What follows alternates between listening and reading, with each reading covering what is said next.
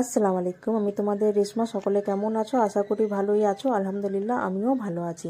তো ওড়িশার জোড়াতে যে আমরা অনেক ঘোরাঘুরিও করেছি, অনেক মার্কেটিংও করা হয়েছে আমাদের, মানে মিনিমাম সব কিছু কমপ্লিট করা হয়ে গিয়েছিল।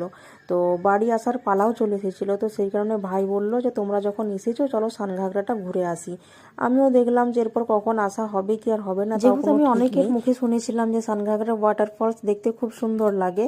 আর আমি দেখলাম যে বছর তো অনেকটা পানি হয়েছে, তাহলে ঝর্ণার পানির স্রোতটা একটু বেশি ভালো থাকবে।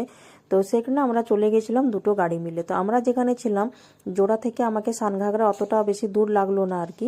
তো যে ভাই এন্ট্রি ফি করে দিয়েছিল, এন্ট্রি ফিটা আমার সঠিক জানা নেই, তবে যে পার্কটা ছিল সামনে ঢুকতেই সেই পার্কে আমরা গিয়েছিলাম, কারণ আমাদের সাথে অনেক কটা বাচ্চা ছিল।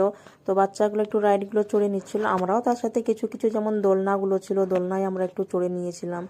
তো এখানে মানে কি বলবো, সময়টা আমাদের পেরিয়ে গিয়েছিল। আমরা যেহেতু দুপুরে খাওয়া দাওয়ার পর গিয়েছিলাম, তো মোটামুটি বেশ ভালোই লেগেছিল। আর সকাল থেকে এখানে এসে মানে আমার তো সেরকম কিছু মনে হলো না যে সকাল থেকে টাইম বের করা, বাট দুপুরে খাওয়া দাওয়া করে বেস্ট। এরপর অনেকের মতামত আলাদা, অনেকেই বলবে যে ওখানে রান্না করে খাওয়া দাওয়াটা বেস্ট। তো যার যার কাছে যেরকম আর কি। তো যাই হোক, আমরা উপরে পার্ক ঘুরে চলে এসেছিলাম ঝর্ণার কাছে। তো ঝর্ণার যেখানে পানিটা পড়ছে সেখানে আশেপাশে যে আমরা দাঁড়িয়েছিলাম, পুরো পানির জটাটা একদম পুরো পাশ থেকে আসছিল, মানে এত জোরে